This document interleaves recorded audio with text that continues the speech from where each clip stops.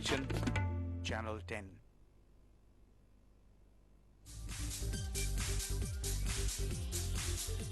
প্রচারের ব্যস্ততার মাঝে মানবিকতার নজির নোয়াপাড়ায় বিজেপি প্রার্থী অর্জুন সিং এর তৎপর নীল ষষ্ঠীর পুজোয় গিয়ে এক বড় দুর্ঘটনা এড়ালেন এক মহিলা। নির্বাচনের প্রচার যখন তুঙ্গে তখন সকাল থেকে রাত এক মুহূর্তের বিরতিও নেই। তবু সেই ব্যস্ততার মাঝে মানবিকতার এক অনন্য ছবি ধরা পড়ল নোয়াপাড়ায়। সোমবার নীল ষষ্ঠী উপলক্ষে শিউলি গ্রাম পঞ্চায়েতের এক কর্মীর বাড়িতে পৌঁছন অর্জুন সিং। নিয়ম মেনে বাবার মাথায় জল ঢেলে সকলের মঙ্গল কামনা করেন।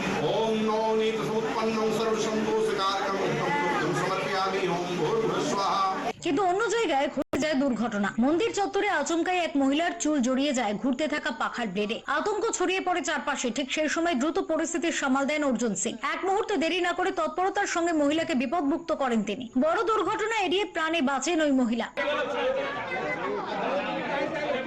এই ঘটনার পর স্বাভাবিকভাবেই আবেগে ভেসে যান উপস্থিত মানুষজন। তাদের কথায় এ যেন শুধু একজন প্রার্থী নন, সংকটের সময় পাশে থাকা মানুষ। এরই মাঝে এক স্থানীয় মহিলা তার স্বামীর নাম ভোটার তালিকা থেকে বাদ যাওয়ার অভিযোগ জানান। সঙ্গে সঙ্গেই প্রয়োজনীয় কাগজপত্র চেয়ে নিয়ে আশ্বাস দেন অর্জুন সিং। কোনো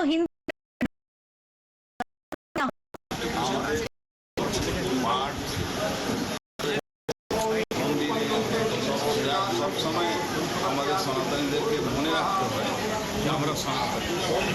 আদিকাল থেকে এই সনাতনকে কেউ মেটাতে পারে।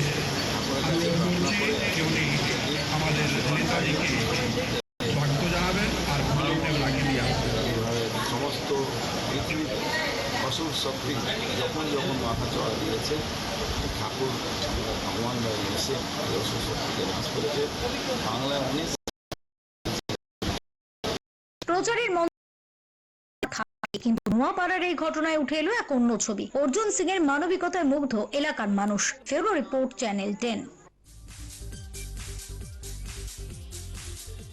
তীব্র দাবদাহকে উপেক্ষা করে রবিবাসরীয় সকালে প্রচারে ঝড় তুলেছিলেন ব্যারাকপুরের কংগ্রেস প্রার্থী শম্ভু।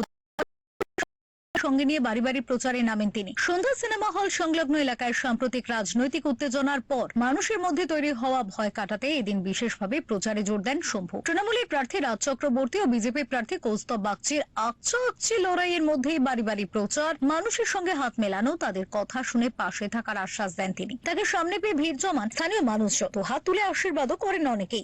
সকালে আপনি প্রচারে নেমেছেন, সূচনার মুহূর্তে দেখছি একে অপরকে একটা শুভেচ্ছা বার্তা বিনিময় করলেন। গতকাল আমরা দেখলাম এখানে বেশ একটা সময় সমস্যার সম্মুখীন হতে হয়েছিল প্রতিপক্ষকে। আজ আপনি মানুষের দরবারে